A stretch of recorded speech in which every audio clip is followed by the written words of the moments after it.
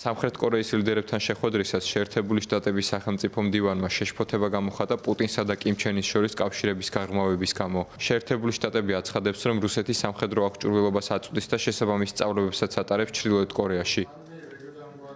ჩვენ გვაქვს საფუძველი ვიფიქროთ, რომ მოსკოვი აპირებს ფხენიანს მიაწოდოს მოწინავე კოსმოსური და სატელიტური ტექნოლოგიები და რომ პრეზიდენტ ვლადიმერ პუტინმა შესაძლოა შეცვალოს რუსეთის 10 წლების განმავლობაში მქონე პოლიტიკა კორეის სახალხო დემოკრატიული რესპუბლიკის ბირთვული იარაღის პროგრამის მიღებასთან დაკავშირებით. ეს კომენტარები ჩრდილოეთ კორეის მიერ აღმოსავლეთის ზღვაში ბალისტიკური რაკეტის გამოცდიდან რამდენიმე საათის შემდეგ გაკეთდა. ამავდროულად სამხრეთ კორეაში პოლიტიკური დაძაბულობაა. იქ პრეზიდენტ იუნ სუკ იოლს იმპიჩმენტი გამოუცხადეს. სამხრეთ კორეის დემოკრატიისთვის ბოლო კვირები გამოცდა იყო. ისევე როგორც ისტორიის მანძილზე ამერიკის შეერთებული შტატების დემოკრატიაც იდგა გამოწვევების წინაშე. მაგრამ თქვენ პასუხობთ თქვენი დემოკრატიული გამძლეობის დემონსტრირებით. შეერთებული შტატები სრულად ენდობა სამხრეთ კორეის ინსტიტუტებს და ჩვენ ვადასტურებთ ჩვენს ურღევ მხარდაჭერას თქვენი ხალხის მიმართ.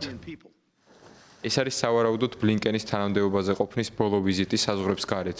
ამერიკის შეერთებული შტატების სახელმწიფო მდივანი სამუშაო ვიზიტით ამჟამად სამხრეთ კორეაში იმყოფება, საიდანაც იგი ჯერ იაპონიას, ხოლო შემდეგ საფრანგეთს ეწვევა.